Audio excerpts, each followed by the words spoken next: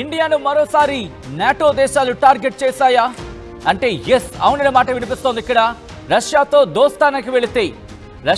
దోస్తానాకు వెళితే మీ పరిస్థితి ఇంకా అంతే అంటూ వార్నింగ్ ఇస్తున్నాయి.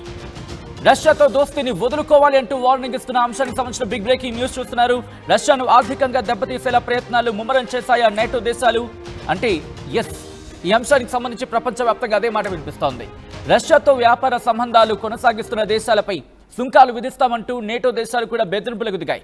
ఇప్పటికే అమెరికా బెదిరింపులకి సంబంధించి ప్రపంచ దేశాలు భయపడలేదు.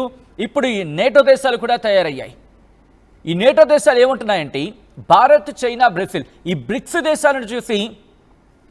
దేశాలను చూసి వణికిపోతున్నాయి. ఇవి భారత్, చైనా, బ్రెజిల్ దేశాలపై 100%, నిన్న మొన్న 10% అంటున్నాయి.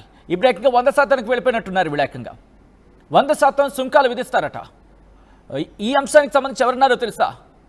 నేటో సెక్రటరీ జనరల్ మార్క్ రూటే ఈ అంశానికి సంబంధించి ఆయన చెప్పుకొచ్చారు. పుతిన్ను చర్చలకు తీసుకురావాలని హుకుం జారీ చేశారు ఆయన.